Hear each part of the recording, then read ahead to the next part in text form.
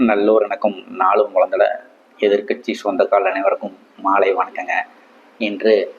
நேற்று இரவு திருப்பூர் உடுமலை அருகே காவலர் எஸ்எஸ்ஐ அவர்கள் வெட்டி கொல்லப்பட்ட சம்பவத்தை பற்றி பார்ப்போம். இணைந்திருப்போம் எதிர்க்கட்சியுடன்.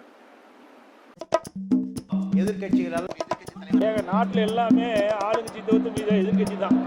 நாட்டில் எல்லாமே எதிர்கட்சியாக பார்க்காதீர்கள், எதிர்கட்சியாக பாருங்கள். இந்த எதிர்கட்சி இருக்கான்ல, கடந்த சில வருடங்களாகவே போதையின் கலாச்சாரமும் கொலை கொள்ளையும் நகரமாக மாறிக்கொண்டிருக்கிறது. இந்த நிலையிலே திருப்பூர் மாவட்டத்தில் அடிக்கடி கொலை சம்பவங்கள் திருட்டு நடப்பது உங்களுக்கு அனைவருக்கும் தெரியும். ஏனென்றால் கோவை, திருப்பூர், ஈரோடு இந்த 3 மாவட்டங்களிலும் 35 மாவட்டங்களும் உள்ள மக்கள் வசிக்கின்றனர். தொழில்துறை நிறைந்த இந்த 3 மாவட்டங்களிலே குறிப்பாக திருப்பூரில் அடிக்கடி இந்த மாதிரி சம்பவங்கள் நடைபெறுவது உங்களுக்கு அனைவருக்கும் சோசியல் மீடியாவை பார்த்துருப்பீங்கள். இந்த நிலையிலே நேற்று இரவு 12:30 மணி அளவிலே ஒரு தோட்டத்திலே, உடுமலைப்பேட்டை அருகே உள்ள தோட்டத்திலே, குடிமங்கலம் என்ற ஊரில் இருக்கும் தோட்டத்திலே தந்தை மகனுக்கு ஒரு சிறிய பிரச்சனை. இது என்ன பிரச்சனைனா, 2 பேரும் கஞ்சா போதையில் இருந்திருக்கானுங்க.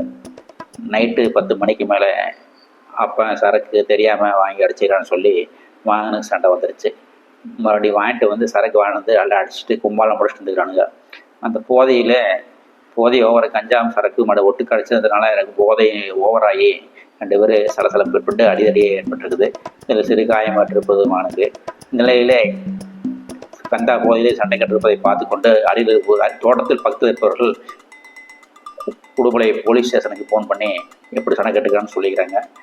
அப்போது போலீஸுக்காரர் எஸ்எஸ்ஐ அவர்கள் 12 மணி சுமாருக்கு தோட்டத்துக்கு சென்றுள்ளார்.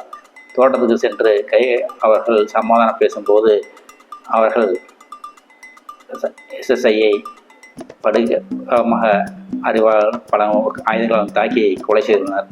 இதனை கூட வந்தவர்கள் அனைவரும் ஓடிவிட்டனர். கொலை செய்த அப்பா மகன் அனைவருமே திருப்பூர் மாவட்டத்துக்குள் சென்றிருப்பதாக 6 தனிப்படைகள் போலீஸ் அணைக்கப்பட்டு கிட்டத்தட்ட ஒரு சாயந்தரம் 5 மணி 4 மணி சுமாருக்கு திருப்பூர் சிட்டிக்குள்ளே, திருப்பூர் டவுனுக்குள்ளே தான் அவங்க திருப்பூர் பல்லடம் ரோட்டில் இருக்கும் எஸ்பி ஆஃபீஸ் அருகிலே சென்று விட்டிருந்தனர்.